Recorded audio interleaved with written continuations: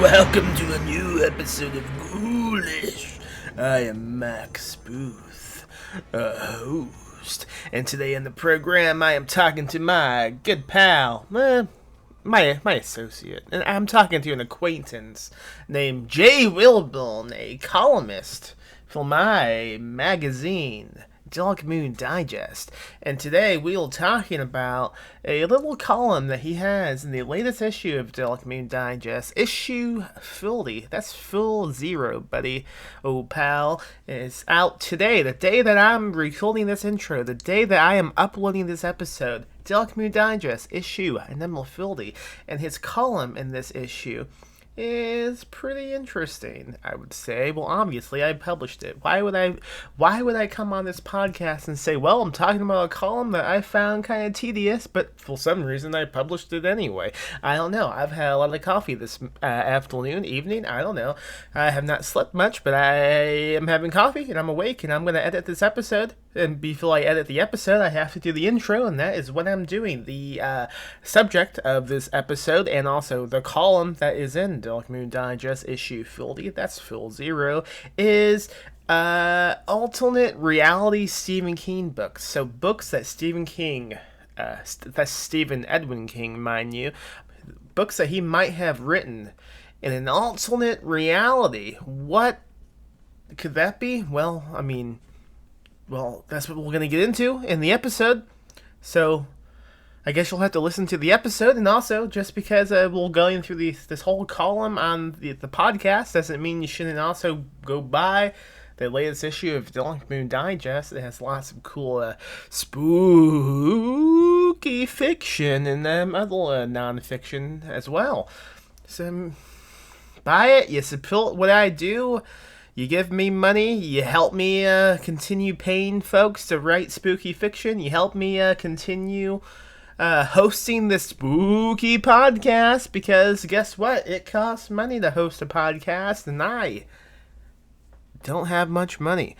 I would like money so I could take that money and buy fast food.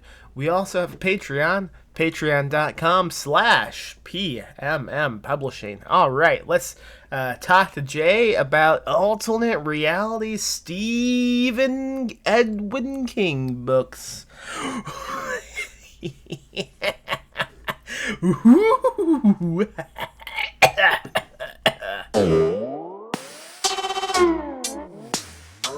Jay, recently you came to me with this odd idea, I should say. This idea of, what is this idea? A multiverse?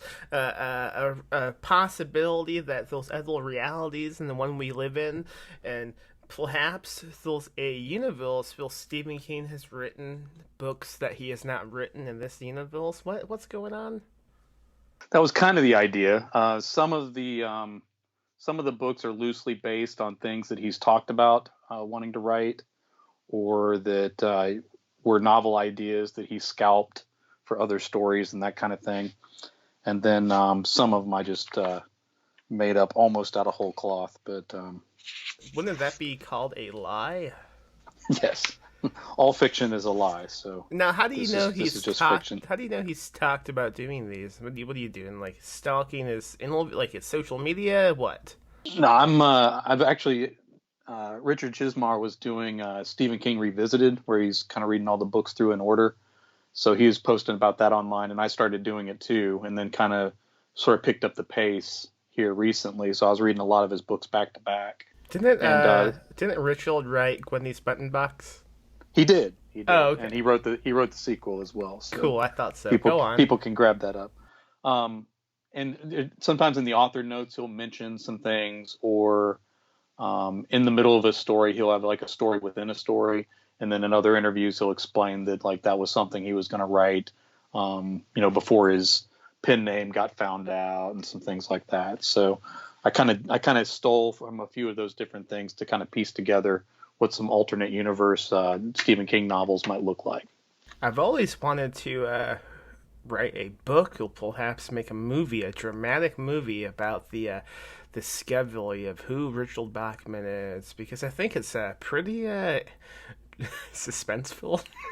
I mean, we have this investigative librarian who decides to be a bit snoopy, and he confronts Stephen King, and Stephen King kills most of his family. It's pretty nuts. Goodness. Yeah, that's the screenplay, huh?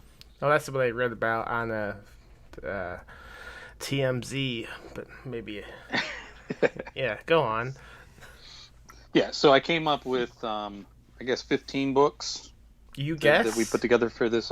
I just looked at the last page. It is 15 books. Okay.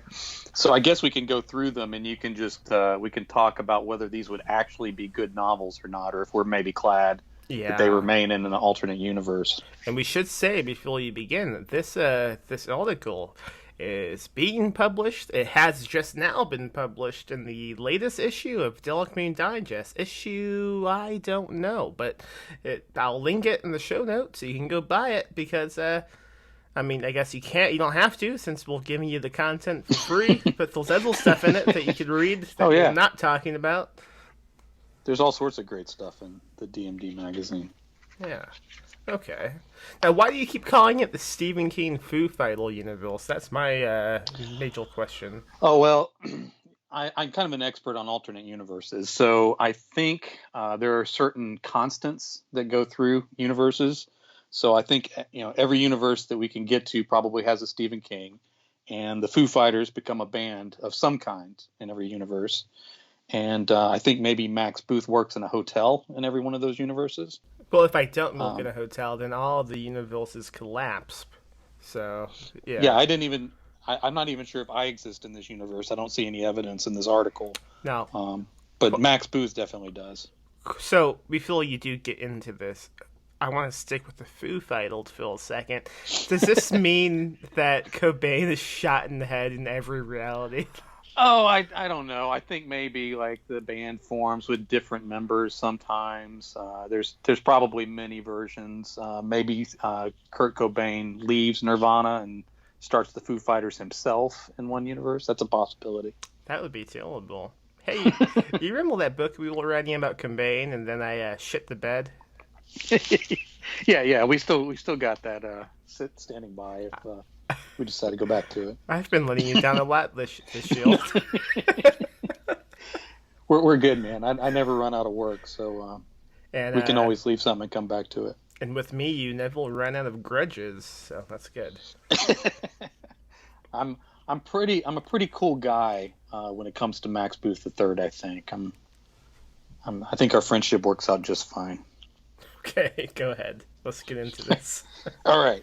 So the first one, this may be actually the one that inspired this idea, because King brought it up online and then people kind of freaked out about it, like they were making covers for this book and all that kind of stuff. But one book that he wrote in an alternate universe would be I, Jason. And in this alternate universe, King got to write his dream novel about Jason Voorhees from the Friday the 13th franchise, told from the perspective of Jason himself. Early on, the franchise was bought by real estate mogul Donald Trump in this universe. Having met through their mutual friend Richard Nixon, King pitches his novel idea to Trump. Starting in the 1980s, the process involves decades of rewrites. In the end, the novel was released in 2016, just in time for Christmas, after Hillary Clinton soundly defeats Jeb Bush for president. The 900-page novel is considered one of King's best works, despite Camp Crystal Lake being relocated to central Maine and the rather glaring Trump product placements in the final book. The long process is believed to have contributed to King's already declining mental state. So are you as excited about that book as many people seem to be online? I have to begin with the fact that I, Jason, is a complete tillable title, and it's exactly the type of dad joke tweet that I expect from Stephen King. I don't know why so many people lost their mind. I have to assume that when you have millions of followers, you do anything, and then people will just lose their mind. You said folks were creating fake front covers. Yeah, I saw a couple. They actually created cover art for it, like fan art or whatever. How Some were of them look they? pretty good. Pretty good. There was a couple that were pretty good. Yeah, I the idea he talked about. It is from the point of view of Jason, and if I recall correctly, he said it would be like every time he died, he would come back, like a time loop situation. Oh, okay. Is that correct? I'm only half certain. I don't know how deep he dug into the plot. I think his idea was like that he would be that Jason's kind of a tortured soul because he's Yeah. constantly being killed by these terrible teenagers. So Well, that sounds like a time loop to me. yeah, I also just I would read it. I also just read watched a movie about a time loop, so maybe I just have time loops on my brain. I would also say to anyone listening, if that sounds like a decent idea, why don't you go pre-order Stand Alone by Paul Michael Anderson, a book written from the point of view of a Jason-like villain, protagonist.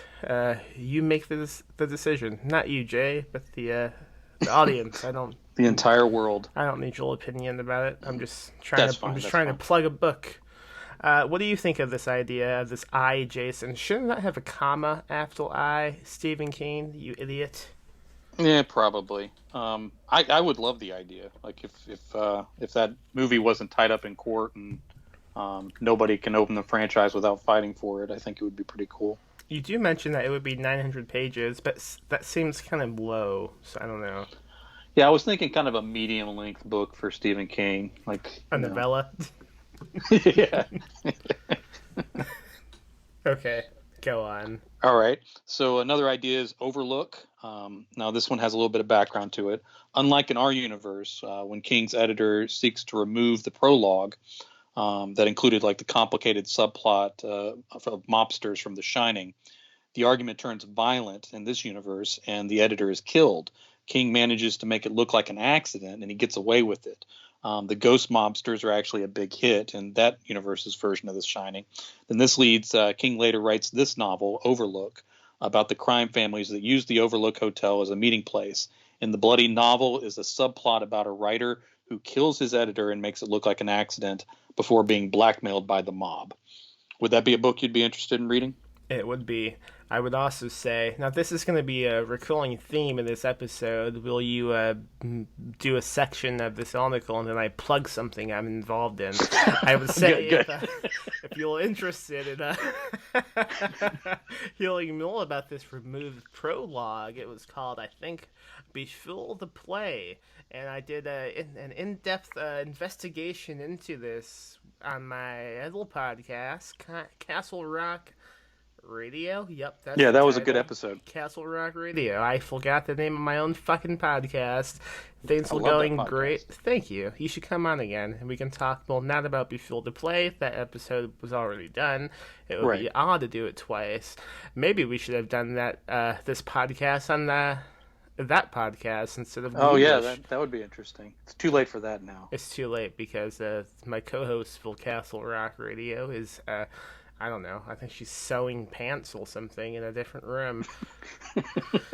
I'm making it up. So yeah, this is a Ghoulish now. I like the idea. I like anything of The Shining. I like any time he writes about the mob. I like his mob stuff. He does a lot more crime fiction than people realize. It's almost always laced with supernatural elements. But he's having read through a bunch of stuff back to back. He borders on crime fiction a lot. What was that short story he did a while back? I think it was called The Death of Jack Hamilton, about the last days of John Dillinger. I don't know if I've read that one. It's really good. It's just straight crime fiction. It's about John Dillinger has already been shot, and they're trying to flee from the cops, and they go to some hideout, and he's bleeding to death, and it's really good. He's done some good bloody crime fiction short stories. Yeah, I have one book in mind that's a crime fiction book that he almost did, but I'll save that to the end because you already have many things to get through. So go right ahead. Okay.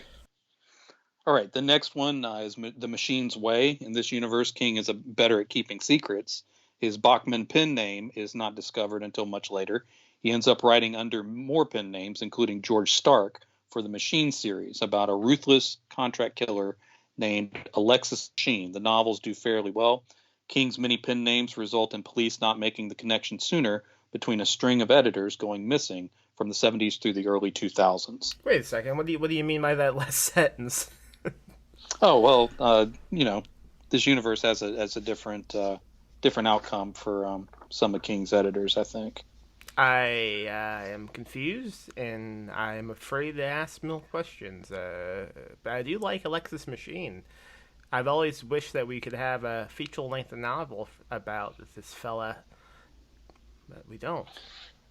Right. It's kind of a subplot in the dark half. So that, again, that was sort of it actually was a novel that King was thinking about writing, and then some of it appears sort of book within a book, which he does a lot, but that's done in the dark half. So the dark half kind of became the story that scalped that whole thing for one of King's writer characters. I would say if anyone's interested in Alexis Machine, they should go read these old crime books called the Pellicle series by Richard Stark. See, I recommended something that I'm not involved in. Also, nice. Yeah, also go read Touch the Night. Go on.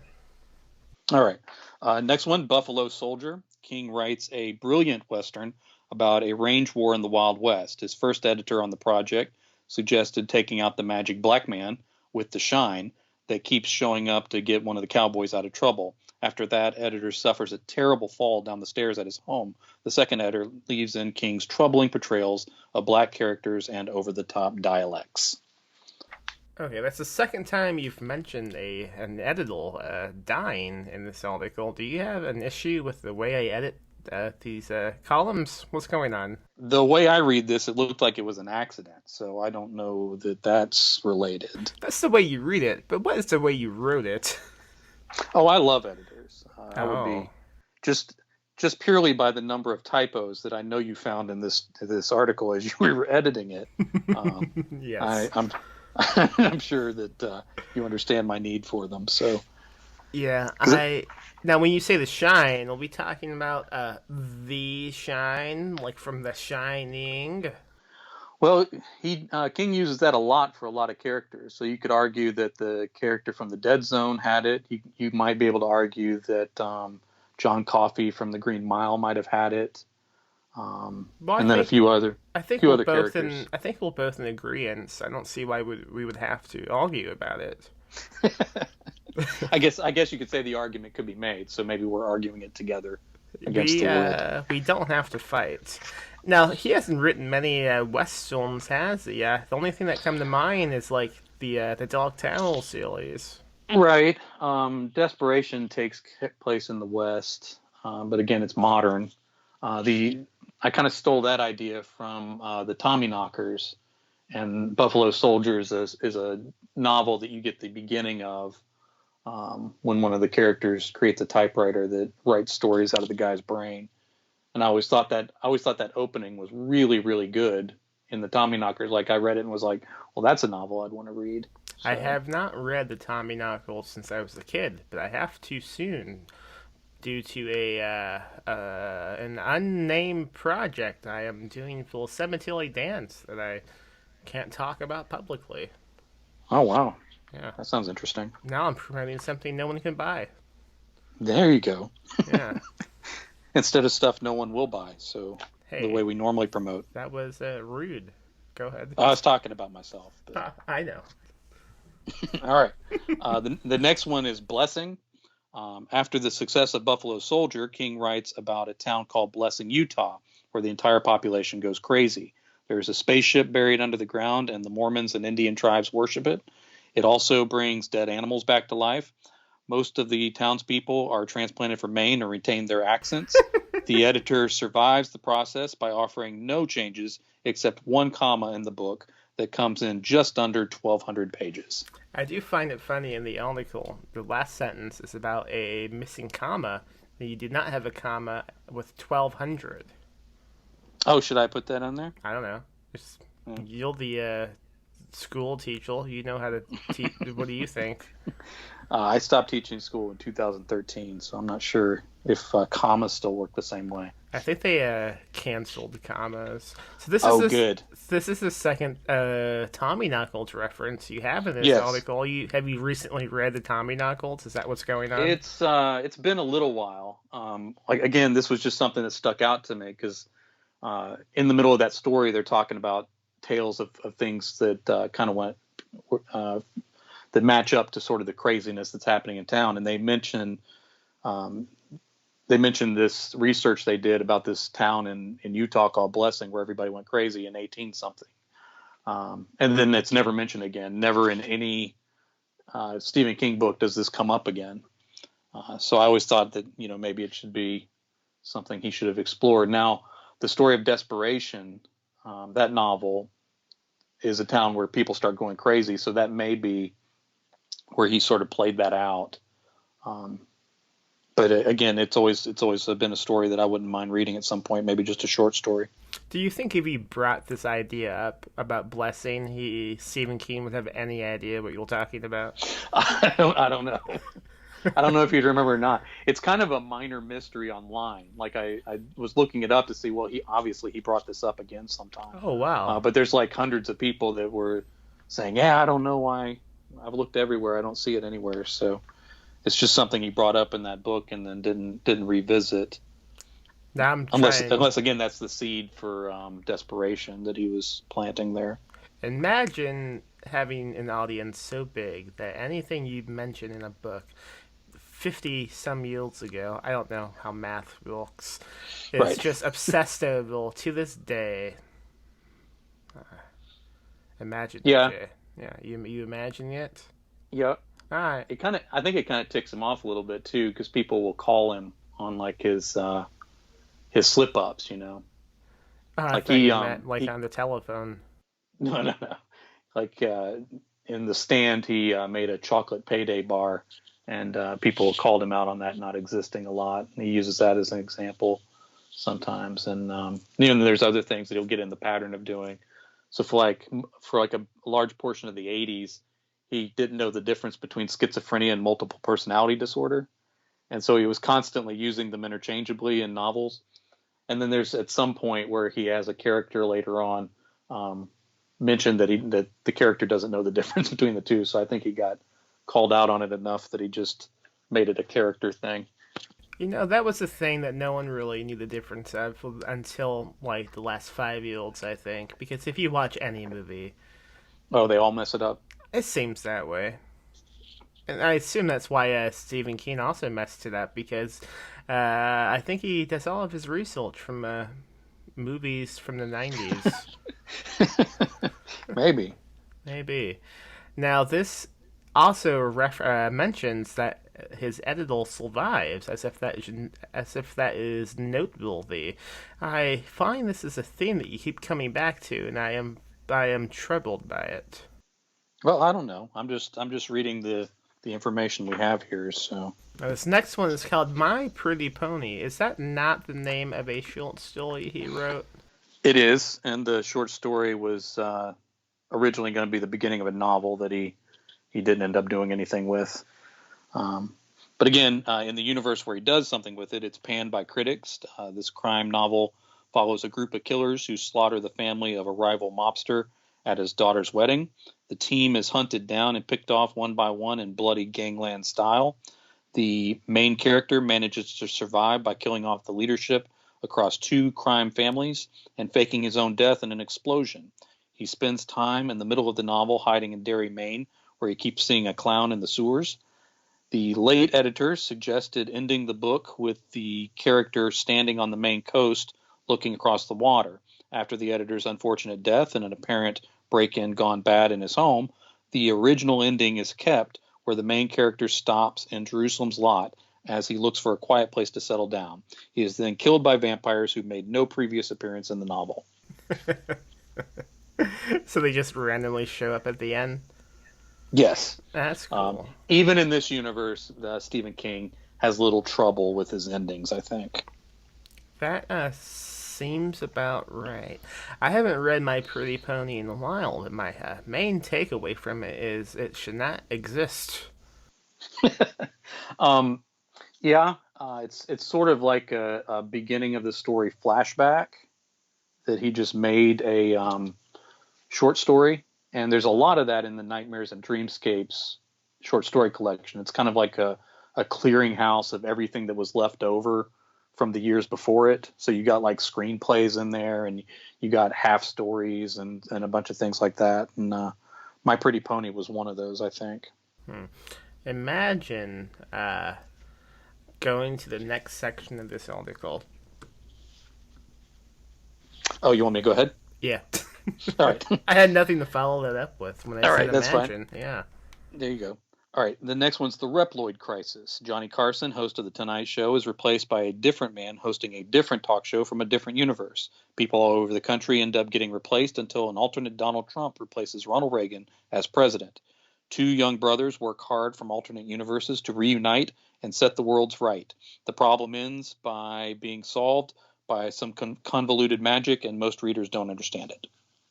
I quite like his short story, The Reploids. It was not published, but it's easy to find online if you know how to find it. Have you read it before? I have, and I followed the episode you guys did on it, which I thought was pretty good. Yeah, again, Castle Rock Radio. Go listen. It's kind of my dividing line for stories, because I kind of figured that he didn't publish it because he didn't like it. That's the only thing I can think of with everything else that he's published.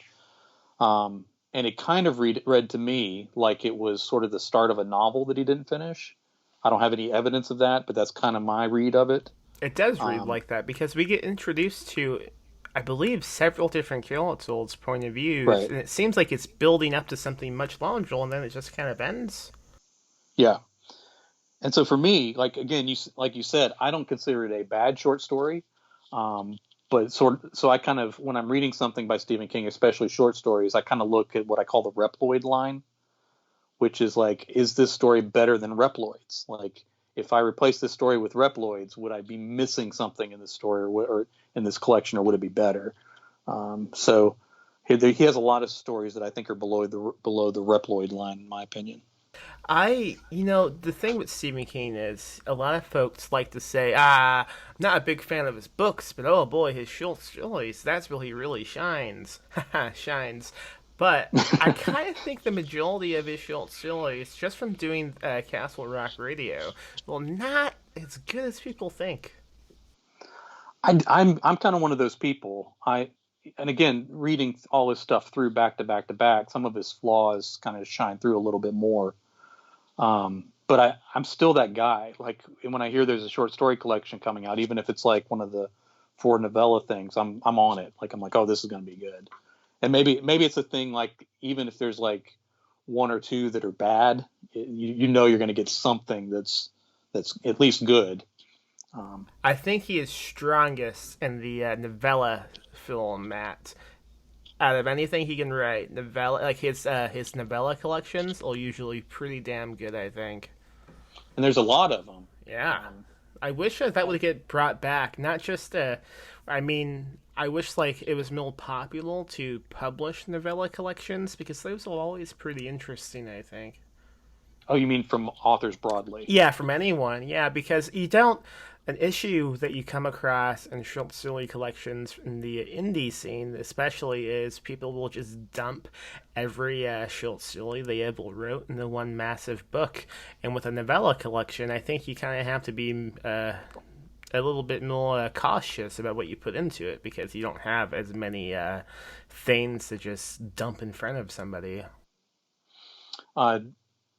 D. Alexander Ward has started a publishing company, and one of the things he's focusing on is novellas, and I think he has the same opinion you do, where it's kind of an art form that doesn't get its due. Oh, are you telling me the guy who edited a book called Lost Highways would have an opinion similar to mine? I am really surprised by this. I don't have any grudges, Jay. Go on. Right. Okay.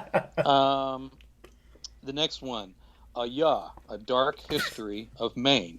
All right. After an accident with a van driven by the son of an editor who disappeared after working on a Richard Bachman novel, King starts exploring the history of Maine and decides to write a nonfiction book about the stranger stories from his home state. There is an entire chapter on the unusually high death rate among editors in Maine in the late 20th century. There is a weird chapter about ghost pirates with robot parrots who haunted the islands off the coast of Maine. Before her disappearance, King's editor on the project suggested taking the ghost pirate chapters out since he just made all that up. The boy driving the van that injured King was found hanged in his garage shortly after. There was a 1,000-page suicide note with lots of flashbacks, redundant description, and elaborate backstory for minor characters. Now, do you mean Kills who are employed at a mine? A mine? No, just characters that aren't the main characters. Where Oh, that changes a lot. I do like the title you came up with. I crack up anytime Stephen King says "Ayuh," spelled Ayuh. It's one of my favorite builds in the Stephen King vocab. Yo, Ayuh. yo. This is a book that I legitimately would be excited to read. Oh, really? I enjoy Stephen King's nonfiction a hell of a lot. I love reading like his author's notes at the back of any book. Yes, it's always really interesting and entertaining. And I wish he did more nonfiction. And this sounds like it'd be a fun thing to write about.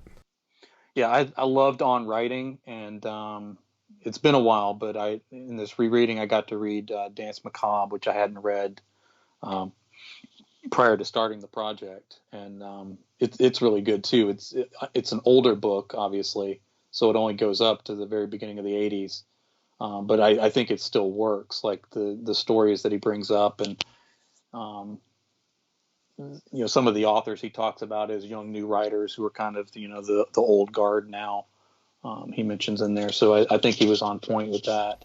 I have not read that book. I am screwing up. It's interesting to me because my reading of that book was King was kind of trying to find his own direction.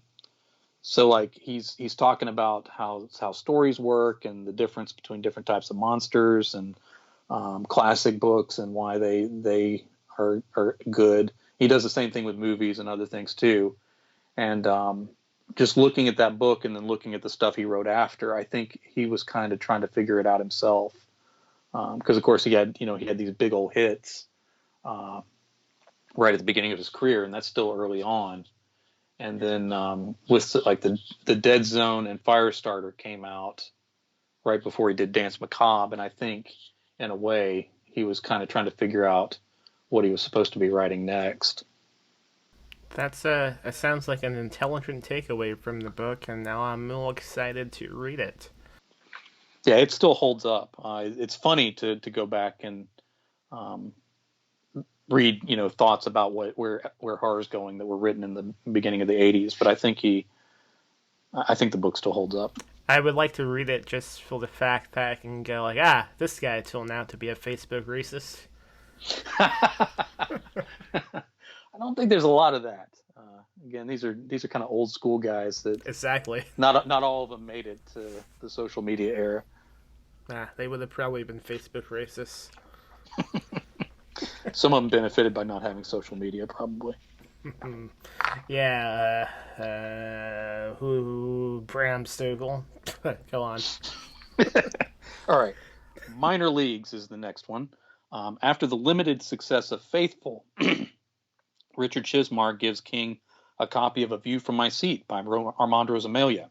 King likes it and decides he wants to write another baseball book about the minor league teams for the Boston Red Sox. He invites Rosamelia to collaborate with him on the book.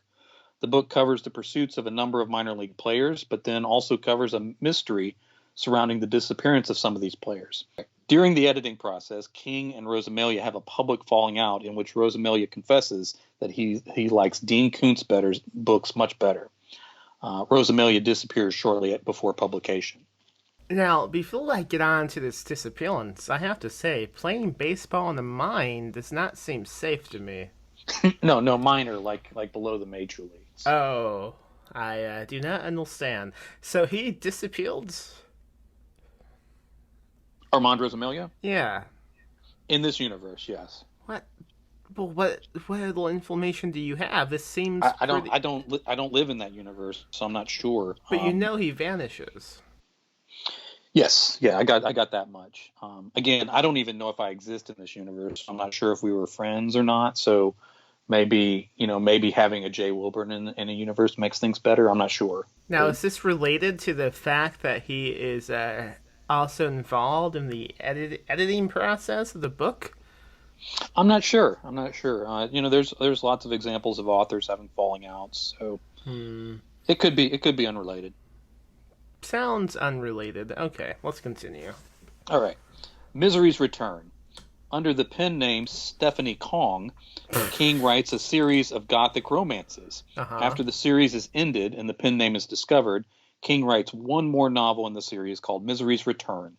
The number of Stephanie Kong editors who vanished over the years starts to raise questions among law enforcement agencies. So now the law enforcement is getting interested? Well, King's a rich white guy. I mean, how much trouble can he possibly get in? Let me ask you something. All these books, is this all from one different universe? All these different realities? These are one different universe, yeah. So there's a series of events that cause these different books to be written. Listen, if Stephen King began writing Endless Stephanie Kong, he would be canceled. He would be run out of town. Oh, I'm sure it's fine. It's just because of the name alone, man. How? Come on, Kong. I don't know. Yeah. Until it was discovered, they just assumed that was a woman that was writing gothic romances, I guess. Okay, let's go on. Extended flashbacks: the poetry of Stephen King. After complaining that the book is actually just 7 poems, mostly about how grossly fat he finds 170-pound women. Then just pages and pages of King's tweets, mostly containing poorly crafted jokes, Richard Chizmar goes missing. This is the last book published by Cemetery Dance. Police initially investigate the possibility that disgruntled readers waiting for a long time for special edition hardback deliveries might be involved. A project between Chizmar and King to write Gwendy's Button Box is scrapped as a result. So unfortunately, they don't have Gwendy's Button Box in this alternate universe. Wait, you just killed Richard Chismell? What the fuck? He went missing. I didn't do it. So does this mean that my new novel out now from Cemetery Dance, Touch the Night, is no longer available through Cemetery Dance? In this universe? I don't know. Does maybe Cemetery Dance goes on under... I don't know. Does his son take over? Oh my god. I'm not sure. And Gwendy's Button Box is scrapped? Yeah, it happened before they had a chance to write it, apparently. Well, that's a shame, Jay. Yeah. Well, they have different novels. It's a different universe, so they get some things, we get other things. They had President Hillary Clinton, we have President Trump. It's just different universes. All right. The next one is a book called Ace. This is the first King novel to be published by Perpetual Motion Machine Publishing. Oh, that's interesting. It follows the drug-dealing career of Ace Merrill from his days as a bully in Castle Rock through his time in Shawshank, living in a shack in Mechanics Falls, his narrow escape from a drug deal gone bad, his resurrection following the destruction of Castle Rock and Needful Things, to his days running shipments from Little Tall Island off the Maine coast. Dolores Claiborne joins Ace's drug empire, but then she ends up killing him in a well during an eclipse in 2016. After PMMP editor Max Booth III makes deep cuts to a ghost pirate subplot in the novel, King shows up late one night at Booth's Austin, Texas home. The FBI arrives at the same moment to recruit Booth in a sting operation against King, as Stephen King hides in the side yard covered in scorpions and armadillos. Before slamming his door, Booth responds to the FBI's request, "Fuck the police." King leaves without bothering Booth that night. Oh, that's a lucky break for alternate version Max Booth III. So a few things. Okay. For those for those who are listening, I don't mention it enough because I'm bad at self-promoting, but I do run a publishing company called Perpetual Motion Machine Publishing. Just kidding. I mention it in every episode because the only reason I do this podcast is to sell books. It's interesting that in this alternate reality that Richard Chismell vanishes, and I am still around to pick up King to publish some small indie fiction of his. Right. I do find it really interesting that the book you picked for me to publish sounds extremely good to me, and I would love to read it. A book about AIDS only? That sounds great. Yeah, I think it's good. Does it bother you at all that the alternate version of you seems to be slightly more successful than you? I don't know. I was if that would bother me. Slightly jealous. Okay, all right.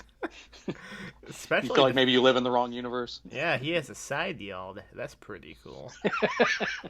I also evidently moved to Austin in this reality, which also makes me jealous. Oh, yeah? Yeah. Do you think I live in Austin? No, I knew this was an alternate reality. I didn't want to tell people where you live necessarily. It would have been a pretty ballsy move just to type out my actual address. I would have left it in, too, just to play chicken with you. No, I moved you a little bit there. Maybe that's the difference. Maybe the Max Booth that moves to Austin is more successful than the Max Booth that stays where you are. I'm not sure. I don't know what the difference is. Maybe Richard Chismore has to disappear too. I'm not sure what all has to happen. All these things seem right to me. Let's move on to the next one. All right. The next novel in this alternate universe is Inside View. A washed-up tabloid reporter has retreated to a wooded cabin near Castle Lake after a traumatizing encounter with a real vampire, the Night Flyer, also the character from Popsy. He now writes semi-successful horror novels. His former magazine, now run by an old friend, coaxes him back to cover President Donald Trump, newly elected in this novel's fictional timeline. The novel is criticized for going over the top with the Trump administration siding with Nazis, putting kids in cages, and nearly starting wars with North Korea and Iran. The reporter is then contacted by the Night Flyer, his old vampire nemesis, who is the head of a vampire family now at war with the vampires of Jerusalem's Lot, a coven headed by the protagonist from My Little Pony. The end of the novel devolves into a complicated battle between two vampire families, while the human world is ravaged by a virus called Captain Trumps. Following closely to the storyline of The Stand, there is also a plague of giant stinging insects called red rum wasps. Max Booth III edits out 13 chapters at the beginning of the novel that describe the washed-up reporter campaigning against a Republican and a Yankees fan running for the school board of Castle Rock before the real action of the story ever begins. In a murderous rage, King puts on a disguise and checks into the hotel where Max Booth works, planning to stalk his editor and finally finish him off. Booth recognizes him right away and plays along, thinking King is doing a bit. In frustration, King leaves without taking any action. Booth writes the incident off as a hallucination because he hasn't slept for days at that point. I find it interesting that in this reality, I also work at a hotel, so I guess I'm not that successful. Also, I published Stephen King, and I haven't quit my job yet. I don't know. I think you work at a hotel in every universe, even in the true. Ones where you're more successful. That does hold up. I also would love to read a mill fiction by Stephen King about his tabloid kills because I love the Night Flyer. Yeah, I always thought it was interesting that he either didn't think about it or fought the temptation to connect those vampires to Jerusalem's Lot. It seemed like he had a whole nother family of vampires running around somewhere. That dude from the Night Flyer, does he die at the end? The main character? Yeah. The human character? Yeah. No. He lives? He lives on after that. Okay. As far as the short story goes. I agree with you then. He should have popped up like in the Dark Owl series, like in the, what was it, the 5th book that we have, that priest from Salem's Lot? Yeah. Yeah, he could have been involved somehow. I don't know how. Maybe he could have decided to become like a Renfield. Who knows? Maybe. Yeah. Yeah. Oh well. I cannot believe how long we've been talking already, and we will not done. Keep going. Okay, all right. Killing Your Darlings. King writes a novel about a successful novelist in Maine named Stephen King, who keeps killing his editors and burying them in a secluded field in Maine, where a mysterious dark tower made of black stone stands in the middle, unnoticed for centuries. Max Booth III suggests changing the character's name so it isn't so obvious that King is killing his editors and burying them in a field. This is the final straw. King takes Booth captive and drives him to a field in Maine over the course of 3 days. By the second day, they have negotiated another 5-book deal. King takes Booth to see the field anyway, and that's when the FBI swarms in, having tracked Booth for years in hopes of catching King in the act. The bodies of 37 editors and publishers are dug up, identified along with a number of minor league baseball players, critics, politicians, drifters, Stanley Kubrick, and Armand Rosamilia. King still claims all those bodies were transported there from other dimensions by the Dark Tower. It turns out the tower is just a poorly constructed prop made mostly of cardboard spray painted black. Good God. Wow. I guess he was killing all those editors. And Stanley Kubrick, who was not an editor. No. I wonder what his beef was with him. I don't know. I mean, he made some pretty good movies. He made Eyes Wide Shut. Mm-hmm. Why would you kill anyone who made Eyes Wide Shut? I don't know. Maybe he didn't make it in this universe. Maybe it was eyes tightly shut, open. Yeah, or he got killed before he had a chance to make it. Who knows? That's sad. Yeah, well, we don't live in that universe, so we should be all right. I don't like this universe. I don't like the fact the FBI was watching me this whole time. Yeah, you got mixed up in some stuff, apparently. Yikes. I hope I can avoid that in this reality. It's a wonder you've avoided it this long, frankly. Well, I mean, come on. I'm not dead yet. Okay. We'll give it time. All right, last one. I, King, a memoir of writing, faith, and serial killing from the master of horror. King writes about his life as an outsider and describes in detail the circumstances of each of his dozens of novels and victims. There are long sections about babysitters cooking him eggs and pictures of his dog that Max Booth III edited out with impunity because King was safely behind bars. Bev Vincent, King's secret partner in crime, visits Booth, and afterward there are no more edits. After his first book in the new PMMP book deal with King, the rest of his novels are about writers going to prison after being falsely accused because of the Dark Tower and Randall Flagg planting bodies in a field. They are long books and sell quite well, of course. I would say that this is definitely a bizarro version of Max Booth, because I would never edit out any content that involves eggs. I am a big egg fan, and that seemed wrong to me. So maybe he deserved to go missing. I don't know. No, you don't go missing. I don't think. I don't read it that way. Oh, okay. I was gonna say maybe Bill Vincent just shows up and gives a warning. That's kind of how I read that. Like he breaks my legs. Maybe just a verbal warning. Yeah, I'm not sure. That makes sense. He has threatened me in the past. And, in the real universe? Yeah. So maybe in every universe, I look at a hotel now. So Bev Vincent threatens to break my legs. Wow, he seems like such a calm guy. No, he approached me in a public bathroom with a baseball bat. Yeah. Weird. Yeah, it was. I don't want to get into it now. I signed an NDA. I'm glad I'm continuing to publish this guy. I mean, I seem to be doing pretty well in this universe. Yeah, I mean, money's money, you know? I'm jealous. Do you think I could ever publish Stephen King? I don't know. How much do you like Richard Chizmar? He's pretty cool. Probably not then. Makes sense. I once messaged Richard about trying to get Stephen King on Ghoulish, and he did not respond to me.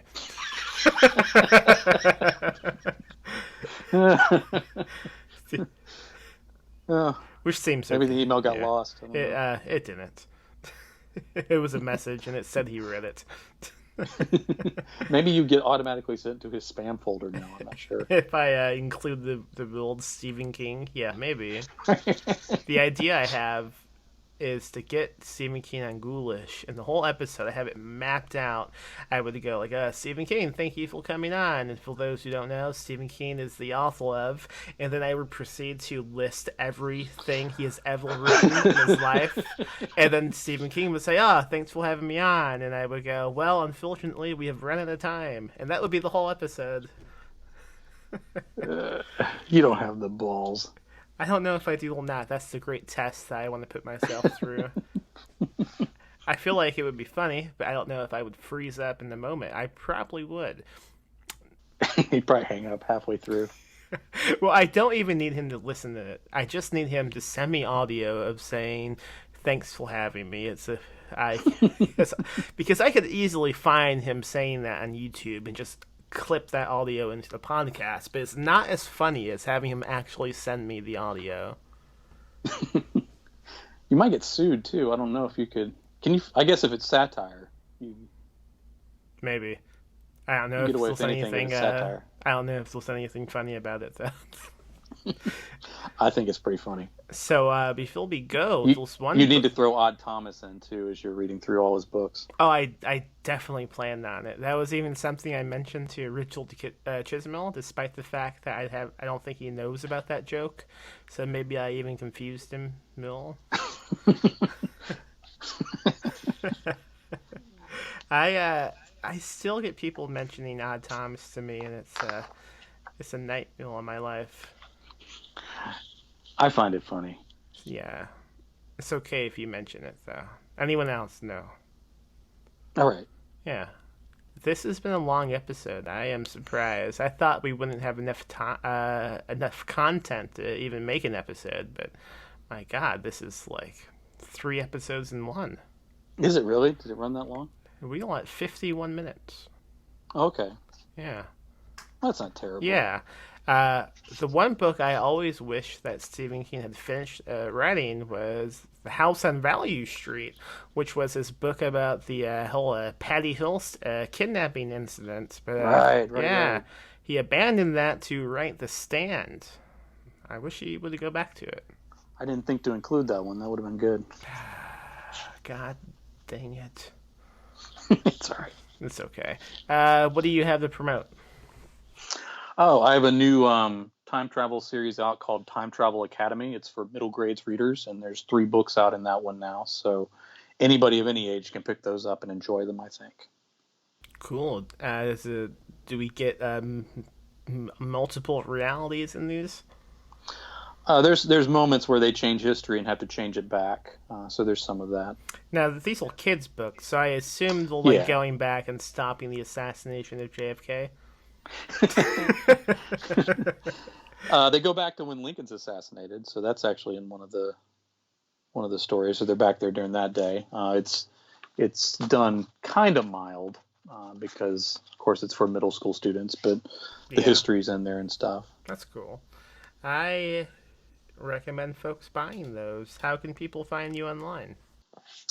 You can go to jwilburn.com and find me there, or you can go on Amazon and just look up Jay Wilburn and Time Travel Academy and find those books or really any other books I've written. Cool. Well, thanks for coming on, Jay. This has been fun. I once again apologize for standing you up so long today. I was asleep. Alright, if you liked today's episode of Ghoulish, why don't you go on over to iTunes and rate and review the podcast. I also have a new novel out called Touch the Night. Buy any place you buy books. It's about small towns, spooky demon shit, and pissed off moms. We just released Michael David Wilson's new book, The Girl in the Video, out now through Perpetual Publishing. And in September, we will be publishing a new novella from Paul Michael Anderson titled Stand Alone. You can pre-order that one right now over at perpetualpublishing.com. That is a novella that kind of tackles the slasher trope in a way maybe you have not seen before. We also have a Patreon, patreon.com/PMM Publishing. Go on over to tpublic/user/PMM Publishing and you can get a cool Ghoulish t-shirt as well. I am running out of time to do this outro, so now I'm gonna laugh all spooky like. Because this is Ghoulish, baby!